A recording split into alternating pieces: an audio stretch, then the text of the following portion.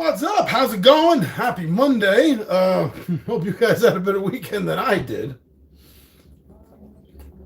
Kind of wish this was something a little stronger. All right, so a couple of things we gotta go over, and I do want to hit the comments. That's the main thing of this. But as some of you already know, I've started a second channel here, me and Tommy V, and that is called Absolutely Awesome, where I'm going to be doing this. I want to do it all live. I want Absolutely Awesome to be all live because I want everything I do to be interactable with us as much as possible. I did do a quick little shoot and put it up as a sort of advertisement as to what to expect, how I'm going to be handling it, what I'm going to be saying, things I'm going to be talking about, language I'm going to be using, and attitude that I'm going to be presenting. So yeah, Absolutely Awesome. Go check that out with an exclamation point. Absolutely Awesome! Exclamation point. Now, I did have a massive, massive is maybe a little bit dramatic, but not overly so. We had a big, massive flood in my apartment over the weekend, Friday night, which is why Friday night I had to go to a go-to video that I was ended up dropping a week earlier than I wanted, actually 2 weeks earlier than I wanted to, but that's fine. That's fine. It was a good video. I got some good response already, so I'm very happy with that. And that's me and Tommy V, me running Tommy V through House of Danger. And I think it's going to be 7 parts. We got 1 or 2 more parts. No, it's going to be 8 or 9 parts. I'm sorry. We got 1 or 2 left to do. So that's that really screwed up this weekend though. The flood. If you follow Two Gun Pixie on Facebook, the Facebook page, I did put a quick little video showing how everything was raining, the deluge that was raining down on me in the apartment. Everything in the game room was fine. The game room isn't anywhere near any pipe systems other than the heating pipe here in the corner. And traditionally, in this apartment, because I've lived here my whole life, it is just the bathroom area, the area outside of what is now the game room that is always in danger. So I've been lucky with that. So nothing here got damaged. So it was a busy weekend. I did get to do a live playthrough last night, and I'm hoping to still get a bonus one in this week because I still really want to get Questros to the table, see the final version of it. The unboxing looked fantastic, didn't it? Absolutely fantastic. You saw that unboxing last week for Fundamental Games. It was Questros, their tarot-based card game, fantasy card game, which I've had a lot of fun with in the past with the prototype. Anyway, so there's been a lot of comments, actually, a lot more than I'm going to be able to get to today in any reasonable amount of time.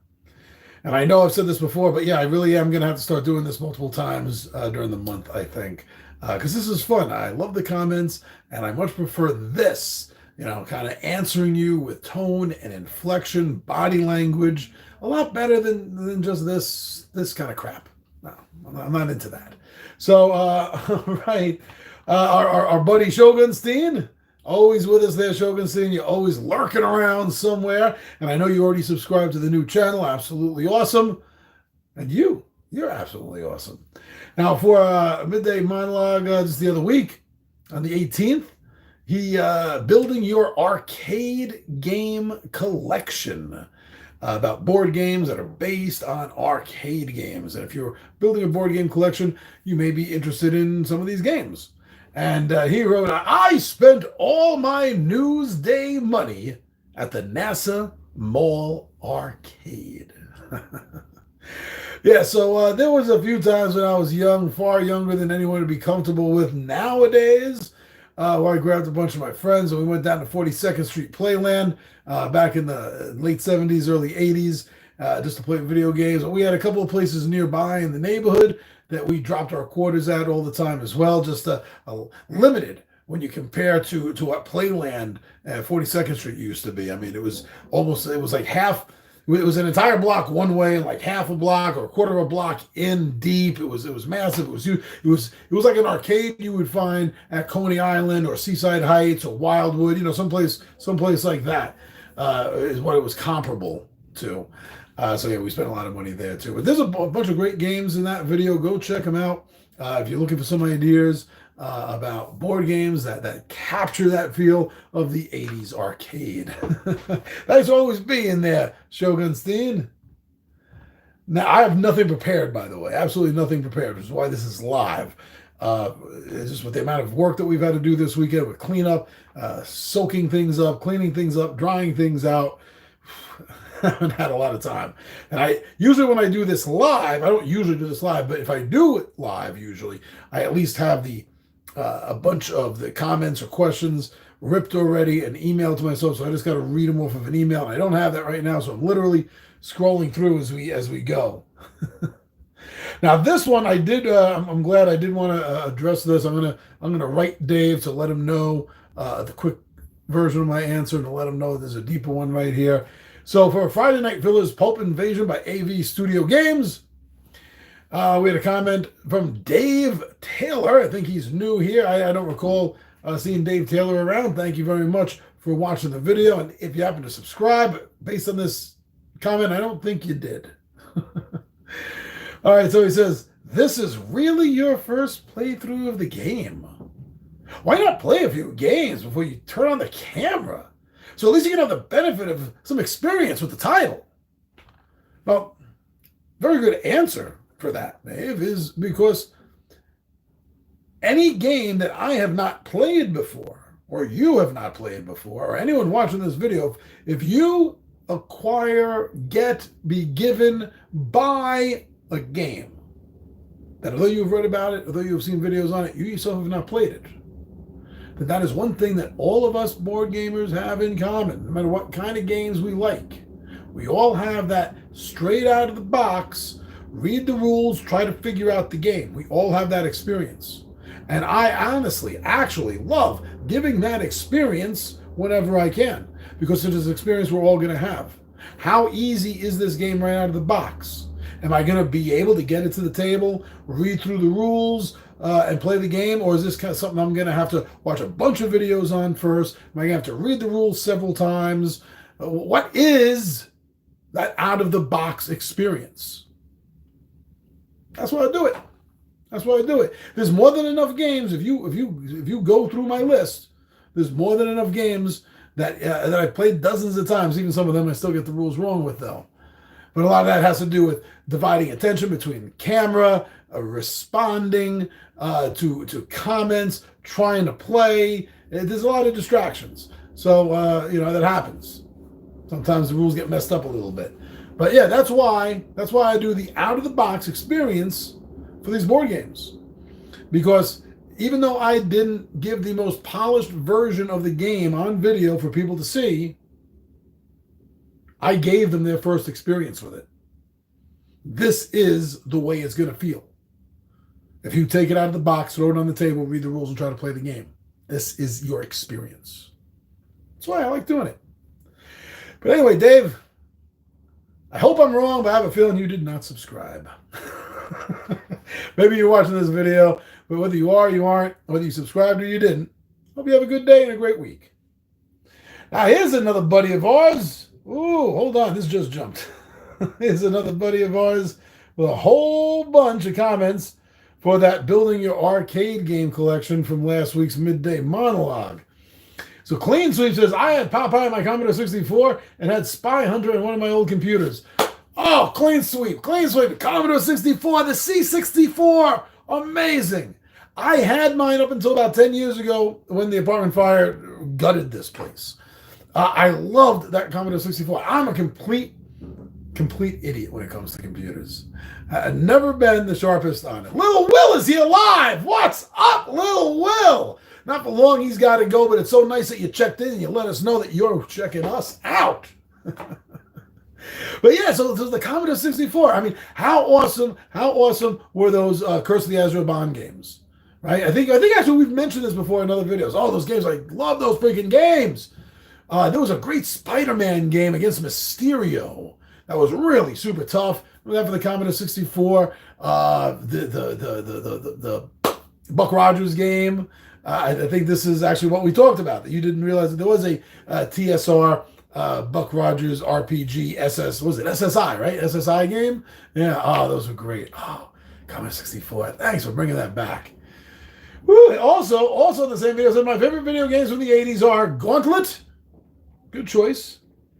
Fast food. Oh God, I'm drawing a blank on fast food. I mean, I remember hamburger.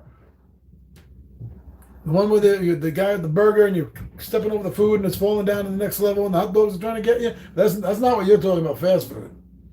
Venture. That was a good game. I remember Venture. Crossbow. Literally had that crossbow right there. Ah, it was like a pew, pew. Ah, it was great. Oh, I love that crossbow game. I've not thought about that until just now when you brought that up. Dragon's Lair. Come on. Who was not fascinated by that game? If you had anything like the experience I had with that game, it was mind blowing. Didn't that come out like the same summer? And I say this for a specific reason, a specific memory. Didn't that come out? Dragon's Lair like the same summer that Eurythmics big hit. Sweet Dreams Are Made of This. They came out they swear they came out the same summer because as a kid I always spent my summers in New Jersey over in the Seaside Heights, and what I seem to remember happening at the same time was that song playing everywhere on the boardwalk all summer long. You could not, if it ended in this stand, it was starting in this stand. But the other thing I remember is the Gauntlet game. I remember the arcades setting this game out right in front of their arcade. And people would play it. And the reason they set it up outside of the arcade was because we had massive amounts of people all jonesing around this dude or dudette, whoever's playing the damn game, just to watch. And these arcades, what they started to do was then they started to put a TV monitor on top. This is the first time I ever saw this happen in an arcade. They put a TV monitor on top of the Dragon's Lair box. So more people could surround the player and ultimately the arcade and see this. And all the while, Eurythmics is blasting everywhere. Donkey Kong Jr. was a good superior version of Donkey Kong, which itself was a great game. Oh, any of these, right? Well, I talked about Dragon's Lair becoming a board game. That'd be awesome. I guess Crossbow you could do as maybe a dexterity-based game, but I hate dexterity-based games. Although I am a little interested in the Donkey Kong Jenga. I'm looking up here at nothing. I was just thinking while I was talking. There's nothing up here. Well, there is. It's a ceiling, obviously. Oh, man. Yeah, those would be some great games. Imagine them in board game form. Come on, someone tell Prospero Hall that they should watch my videos for some of these ideas. There's a dice chucking game called Space Invaders. Clean Sweep also said. Yeah, there's a dice chucking because I mentioned the the board game version of it in that video. They have a little dexterity thing. You gotta flick to get the mothership, but cool. I have a Kickstarter card game, Burger Time. That's what I was trying to think of before Clean Sweep. Burger Time, a card game based off that video game. Very cool. I gotta go Google that. I gotta check this out. I gotta go to Kickstarter and see. I missed that somehow on Kickstarter. Oh, woo! So thank you for all those comments. Little Will, I love Fighting Fantasy. Fighting Fantasy, was that the kind of the bulked up Endless Quest books, right? The Fighting Fantasy ones. Is that what I'm thinking of? Because I know that name. That's ringing a bell in my head. The only image I can think of are those that souped up sort of Endless Quest Choose Your Own Adventure series books. I think is that what you're talking about? The Fifth Doctor. Oh, the Fifth Doctor. That's very interesting. The fourth is actually one of my favorites, and I know he's not a popular one with the fans. Lilo says, yes, but the Coin-Op was an arena game. Oh, see, I didn't know that. Or if I did, after all these years, I forgot it. But right now, I only remember it because you told me. You fought against a wizard, a dragon, Medusa, and etc. Huh? I know it's nothing at all what you're talking about. What you said just triggered another memory in me, Little Will. And that was, and it was available on Commodore 64, too. I'm positive it was. And I can't remember the name of the damn game, but it was a chess game.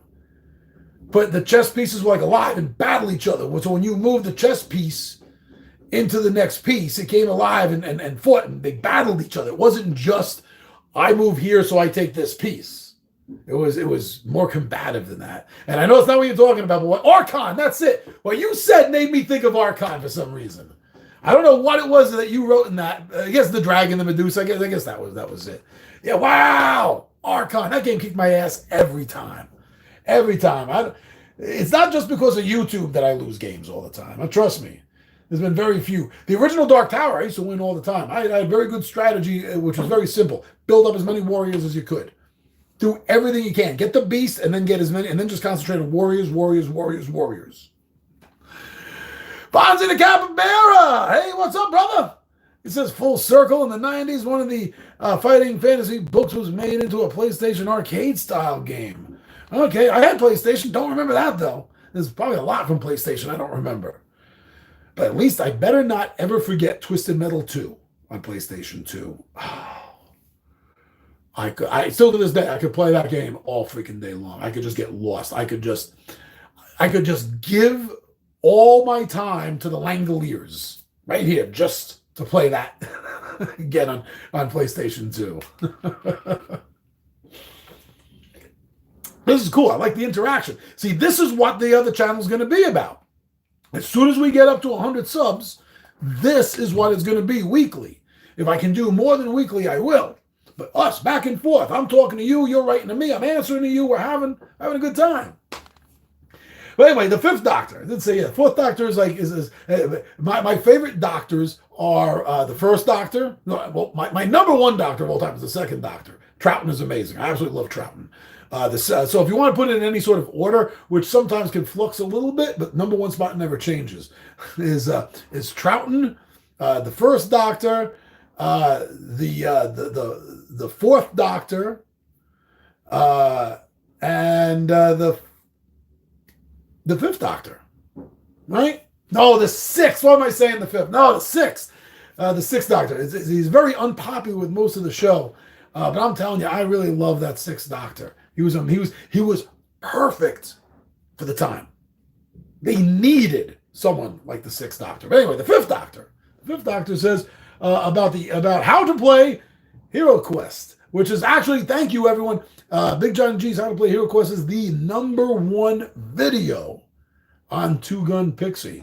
It's over 4,000 views. I think it's over 4.5, or it's closing in, something like that. I haven't looked at it in a couple of weeks. Thank you guys for making that so popular. And the Fifth Doctor is my childhood game, which I still own, and the new release. Oh, you look good. Yeah, mine went up in that fire about 10, 11 years ago. Went up in that. But a couple of the pieces survive, and I've pulled out and I've saved. I have my D&D terrain stuff. So if I need a bookshelf or a torture rack, I got those from the old Hero Quest. That did survive. But the new Hero Quest, there's little reason to get it. If all you're getting is the core game, I gotta say it's exactly the same. It's a reprint. It's not an upgrade. It's not a revisioning. It's not a new edition. Everything is just upgraded. The pieces are all plastic now. It looks nice, but if I still had the old one, I wouldn't have bothered.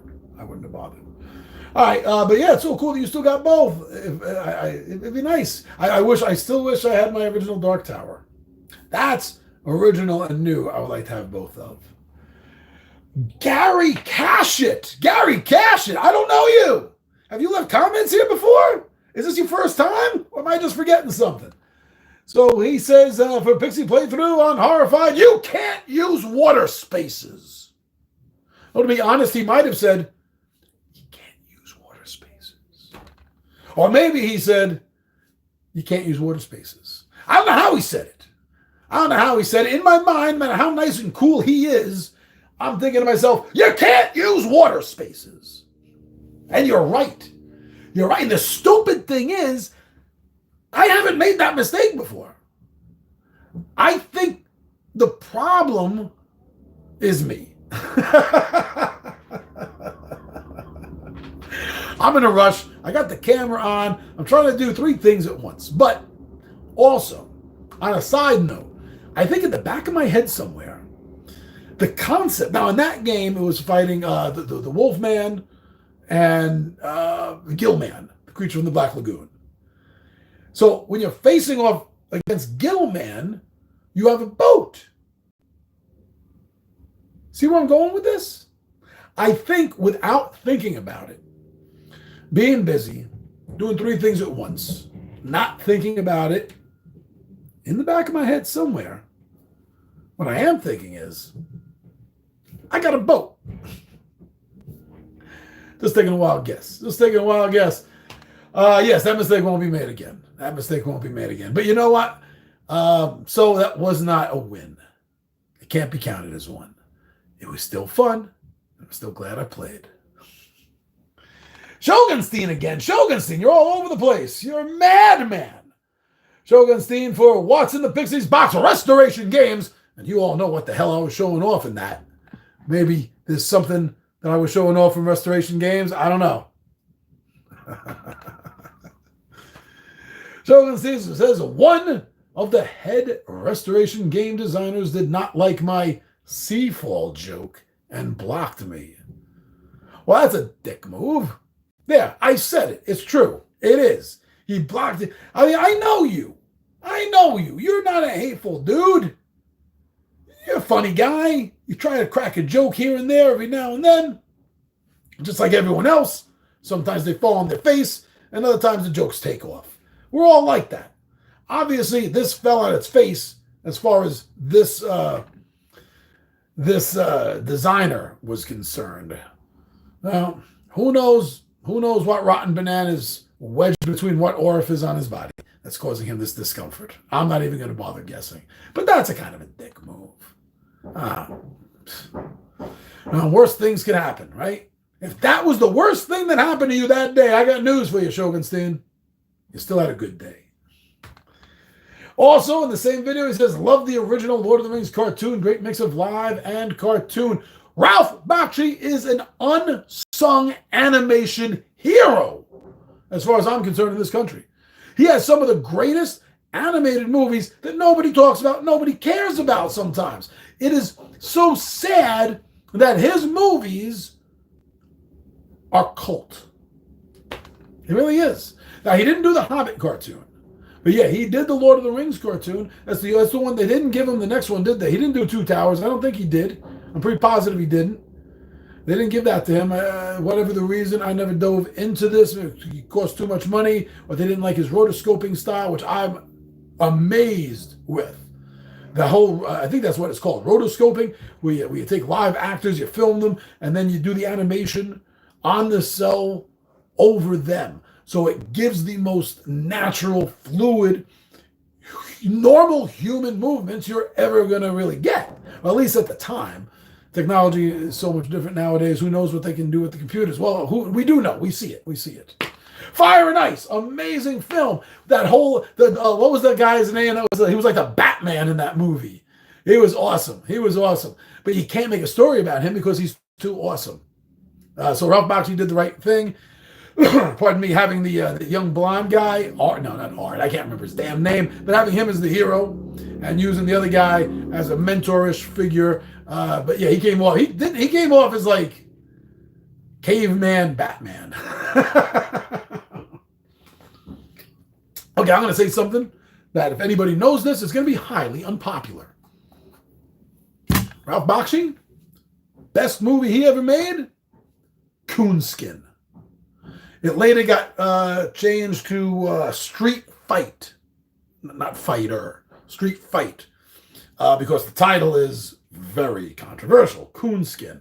What it is, in a nutshell, is the Song of the South. Disney's Song of the South. That movie even Disney won't even let you know exists anymore because it was so bad. Picture the Song of the South as far as Brer Rabbit, Brer Bear, and Brer Fox go. And what this is a like 1970s, very southern in the beginning, and then Harlem version of Brer Fox, Brer Rabbit, and Brer Bear. And it attacks everyone. One of the taglines in the poster of the movie was, "This movie will offend everybody." And it pretty much sure did. Your sexuality, you're going to be offended by it. If you're Irish, you're going to be offended by this. If you're Italian, you're going to be offended by this. If you're African American, you're going to be offended by this movie. But the concept of the movie was not to be a hate movie. What I love most about this movie is that it was an examination, a very raw examination of shit that was going on in the 70s, especially in New York. And by using the lens, the artistic lens of Brer Fox, Brer Bear, and Brer Rabbit, I mean, Ralph Bakshi just completely amazed me. The amount of symbology that's in the movie is amazing. It is a trip in itself. It is a pure study. It is a pure study of, from his point of view. From his point of view, it is a pure study of racism in the 70s, especially in New York. And it's one of his most unsung movies because it is so controversial. But if you want to see something less controversial, and this is the last thing I'll say and I'm going to move on, is if you don't know Ralph Bakshi's American Pop, go check that out. Some of the most amazing, beautiful soundtrack you're going to hear in a movie, tons of rotoscoping, and the plot is basically studying the evolution of music in America through the life of one family, the generations of this family, going back to the early 1900s, all the way up to the 1970s, and how things that affected this family, affected the country, affected the world, like the world wars, influenced music. And it is a beautiful movie, absolutely beautiful. Oh, Ralph Bakshi, yeah. We got off on a tangent with him, but it was worth it, absolutely worth it. Sounds cool. Little Will says, awesome. All right, clean sweep again on Restoration Games. We had Titan, spines, something, spiders, and the boss was something like Abraxas. Looked like a demonic warg beast. I killed my spine thing on the first turn, did nothing else for about 5 hours, except going to my bazaar, the village, and my sanctuary. I also filled one quest to sacrifice 18 soldiers to gain a special coin. It was not a fun experience for me. That. All right. Dark Tower. I wanted to do a quick little video on this, but I could fit it in here because honestly, the seed of what I want to say is so short. I haven't played it yet. Relax, calm down. I haven't played it yet. It works fine. I tested it out. The tower started up, connected with the app. Everything seemed fine. I haven't played it yet. Mainly because I haven't had time. That's true. I've been so busy with the flood and everything. It's been crazy here. I haven't played it yet. Now, the reason I wanted to say something first before my first playthrough, do a little bit video maybe, but like I said, it's so short I could just say what I want to say here right now, is that I'm worried. I'm worried. I'm a little scared. Most of the things I hear are the opposite of, oh, we're back. I'm not sure how long that was. On my end, it seems like it was a minute. All right, so so what I'm worried, that's what I was saying, is building up to what I'm so worried about Dark Tower. And although so many, not everyone I was saying, but so many people say these great things about the game, much like you, Clean Sweep, I know I'm coming at this from a place where I played constantly for years the original Dark Tower game. I knew it intimately. One of the few games, like I said earlier, I could win a lot of times. Because like I said, you get that beast. You get a beast, you get a healer. And that's it. If you want to spend money on the scout, that's fine. But if you're playing solo, don't waste that money. But that was my plan in the game. And I beat Anthony and Dennis and the rest of them most of the damn time. I know this game. This is not the game. Now, I knew this going into the Kickstarter. Obviously, so did you. I knew this was a different game. I mean, I was a little pissed, tell you the truth, and I still am, that you can't play a version of the original game in this new game. I remember a little spoiled. I remember Osprey Games about 10 years ago or so came out with an updated, brand new version of Escape from Colditz. And in it, they had the rules for the original game. Nothing on the board changed. Nothing on the pieces changed. So if you want to play with the original rules, here you go. I didn't look into this. My personal thought on this is I don't think they had the rights to do it. Because if they had the rights to do the original game, why would they not have done it? They had the rights to do a sequel, or they had the rights to use the name, or they had the rights for something, obviously. But I really feel that they did not have the rights for the original version of the game. Because again, I'll repeat myself because I think it's important. If they had the rights, why the hell wouldn't they just give us a version inside this? Restoration Games is a bit sus. Leonard Ornstein, what's up? Thanks for joining us live for this. I'm not always the happiest with Restoration Games. But I'm not prepared to say anything about them because I haven't done enough homework. Oh, Leonard, the Shogun. Oh, you are the Shogunstein. Oh, popping up here with multiple accounts. That's the way to do it, brother. Thank you. Yeah, but they do. But I'm not going to get into them because I haven't done enough research, looked into them enough to understand and develop these thoughts and feelings about them. I know that I was not happy with the reboxing of Fire Island. They did a super crap job on that, and to this day they still have the balls to defend themselves, saying that nothing is wrong with the box. It's a piece of crap. What was it? A couple of was it maybe 2 plies of toilet paper thick? A piece of shit. Yeah, I said it. That's what it is. So stop defending it. But that's a minor reason. I know that's a nitpick reason, but there's. Let's just leave it at that. But yeah, it's I'm a little worried. Even though I know going into it, it's not going to be Dark Tower. But I want it to be. And I wish Milton Bradley or Hasbro, whoever the hell is still the owner of the principal rights to Dark Tower. Look at the success of this. Just give us the original one. We can work with it, and we can figure out ways to add on and make expansions and stuff later. Oh, hey, speaking of board games and arcade games and Dark Tower, anyone watching this either now or later, preferably now because you're going to answer me, anyone remember Vectrex? Vectrex. It was actually it was the first home console system that actually spoke. Spike. Eek, help, Spike. Oh no, Molly. It was, I know, you think I just had a stroke, if you don't know what I'm talking about right there.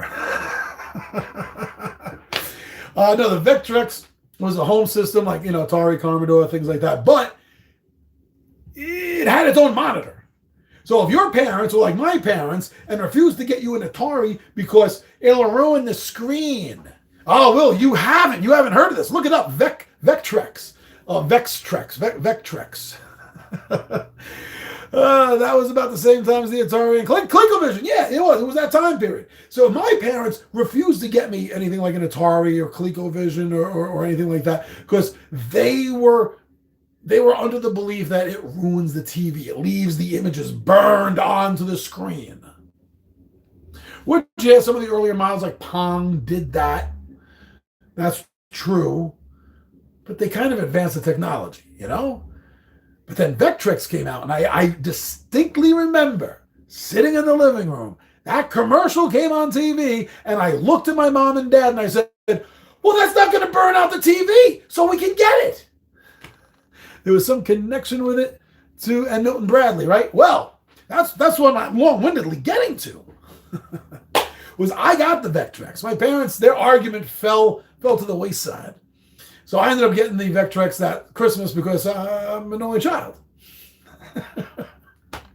And I didn't know at the time, but I was also adopted. So they had a lot of things going on there. So I got things.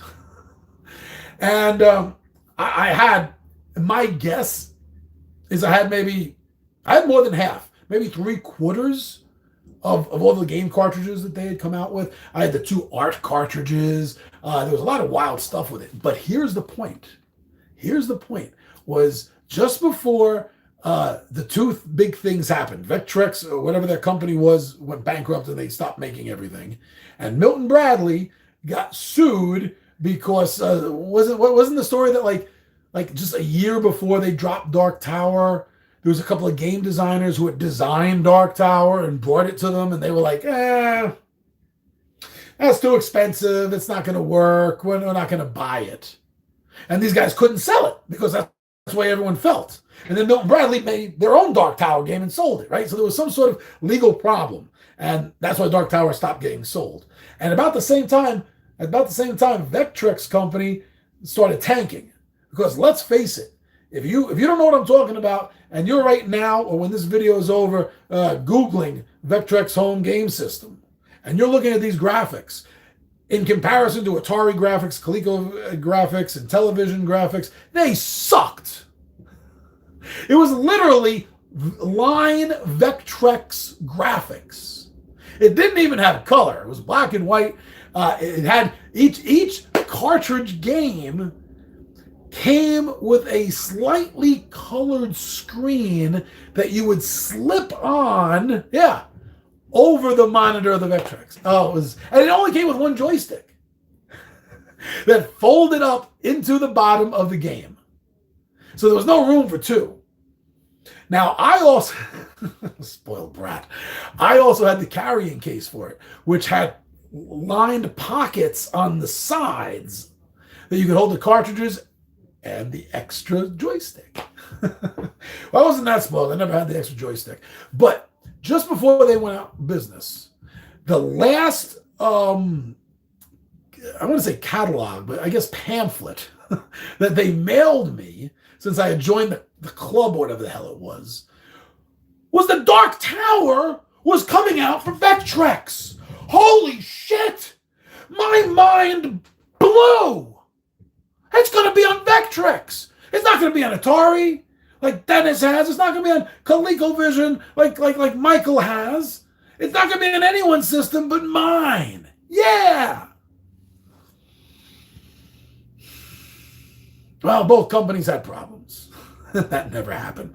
So there was a connection with the Milton Bradley company was going to be working with Vectrex and start coming out with a line of their games, starting with Dark Tower, because at the time it was their flagship game. None of that happened. None of that. All pipe dreams. They advertised it to everyone in the club. They send out the flyers. Nothing. All right, we're almost 40 minutes in, so I'm gonna do two more. One from I believe a new viewer, and the other from one of our old friends. It's a nice way, a nice balance to close this out. So for Tabletop Takeout Tuesday, Iron Helm, I'm talking about why I like and love that game. We have a comment. Read more. This is a long comment. Not that long. We got a comment from Barreled. Yes, I'll read that, right? Like Harold, but with a B. Barreled Alt. Combat is too expensive, he says. Energy, health. You can't reliably recover it. Combined with the fact that you can tell that you're most likely going to lose when you start the game. Though there are still a few levels to go, a game should kill you quickly. Combined with the... Should? A game should. I thought it shouldn't. A game should kill you quickly. Combined with the fact that resetting involves shuffling lots of decks. That's why I find Unbroken less problematic to play. Quick losses when it goes bad, and a quick reset. I'm not going to say anything bad about Unbroken. I absolutely love the game. It is fantastic. It is one of my favorite solo go-to fantasy games thus far, ever so far. It is, hands down. I admit that. I like Iron Helm, but I see your point that without having thought about it too much, you may have hit on one of the main reasons why I'm losing all the time. I thought it was down to decision making. Why I lost more games than one was because of decision making. But you are right in the fact that I always feel like I am struggling for resources in that game. It goes fast. And Grey Gnome Games' other game that the engine is kind of built on, Desolate. I feel the same way with the oxygen resource. It's so hard to get it, and when you lose it, it's game crippling. It really is. So you make some good points. I'm going to keep that in mind next time I play, that it might not all be just my choices. It could be the resources. I'm keeping a better eye on that. So thank you for bringing that attention up. Thank you. Now, the last one is from I don't know, some fool named Anthony. Let's see what this fool has to say.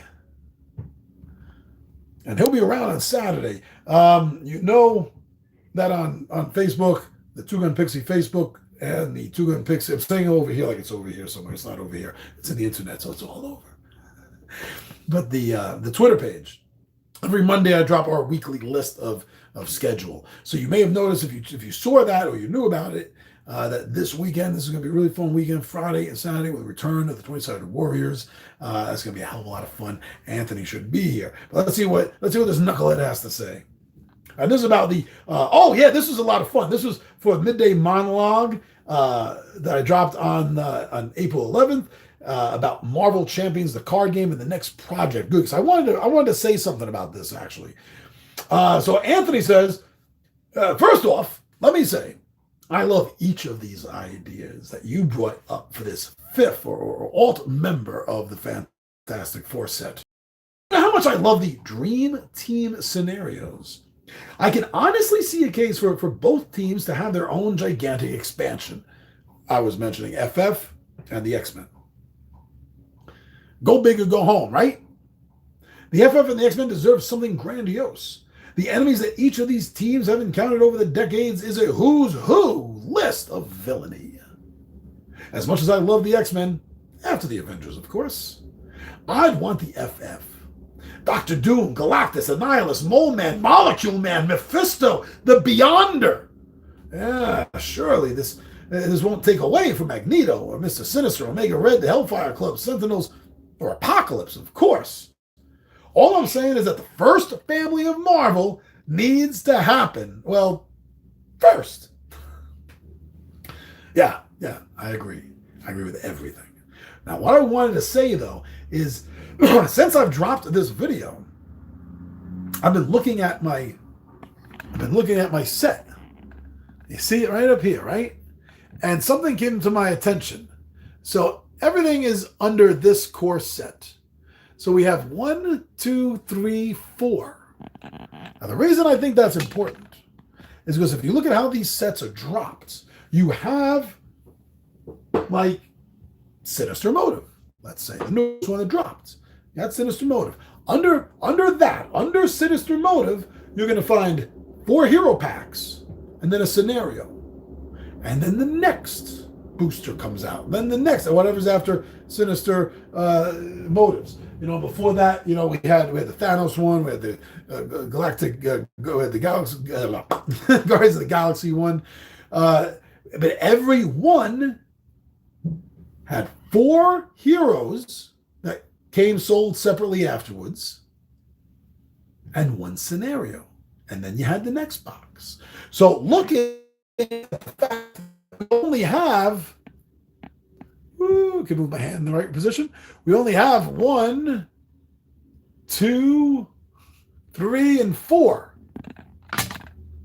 I think there's going to be a 5th small box expansion first. And then we're going to see another big box like the core. So what's it going to be? Oh, we're back. You'd think Fantasy Flight Games was turning on and off the switches. I'm about to say what they're going to release next as a personal thought. It's almost like fanfic here. Oh, look, we lost another one. This is the end. We're winding down here. But yeah, I think what they're going to do is going to be some sort of box set that's going to be able to incorporate characters like Moon Knight and Elektra, Ghost Rider, Blade. So it's probably going to be some sort of Midnight Sun and or Marvel Knight mix that we're going to see. Because we'd have Echo and Elektra maybe, Ghost Rider. We need a Ghost Rider one. We need a Moon Knight. There's no way they shouldn't bank over the popularity of the television show right now. Yeah, I think that's what we're going to do. We're going to see. I was wrong. We're going to see we're going to see a fifth. There we go. We're going to see a fifth small box, and then we'll see the big box FF size of the core box. So, but yeah, Anthony, those are some great points you brought up too. And you're right, it's the first family. You're right, Anthony, is the first family of Marvel, so they deserve a big damn box. Wow, there are so many more comments to get to, but it's on 48 and a half, going on 49, which means we're going on 50 minutes long here. We had 3 interruptions because of the internet connection. I think this is where we should call it. So thank you, everyone. And please remember, go subscribe over to Absolutely Awesome with an exclamation point at the end. Absolutely Awesome. And as soon as we get to 100, I want to start doing live videos like this, but even more raw. More raw. Come on, that's what we need. Just really tear the bone and get to the center, the core of things in a way, in a fashion that is exciting and passionate. A lot more so than I can do here. A lot more so than I can do here. And I just want this to be very different. It's going to cover so many more things in board gaming. It's going to cover cartoons. It's going to cover movies. It's going to cover Dungeons and Dragons. It's going to cover science fiction, Space 1999, Star Trek, Battlestar Galactica, anything at all that's nerdy and that I love, that I'm either passionate about or I freaking hate. I'll be talking about over in the other channel. They're always awesome. Oh, absolutely awesome. It's awesome. It's absolutely awesome. So go, please subscribe and tell everyone about that. And the rest of the week, we got videos planned out, already dropped, edited, set to go. And this weekend, I'm going to have to keep you guys updated. By the time we get to Thursday, I'm going to start keeping you guys updated because I don't know how much is going on. It's going to be awesome. It's going to be amazing this weekend. Make sure you check it out. Tell your buddies to check it out. Anyone that games, check it out. One thing that I do know we're doing is Tommy V is going to be running for the bravest 20-sided warriors that we can muster up together through Hero Quest. And I'm going to be filming the whole thing, so we're going to get some nice film shots. We're going to get some nice close-ups of the board. It's going to be worth it. It's definitely going to be worth it to check that out. What else is going on? I have no idea. Join us, and we'll find out. All right, so this is a lot of fun. I love the back and forth here, which is what the new channel is going to be about. Remember, that's the main goal of it, back and forth with us. All right, everyone, it's Monday live. Enjoy the rest of the week. I'm your buddy Big John and G for Two Gun Fixer presents Absolutely Awesome. Well, no, presents Midday Monologue Monday.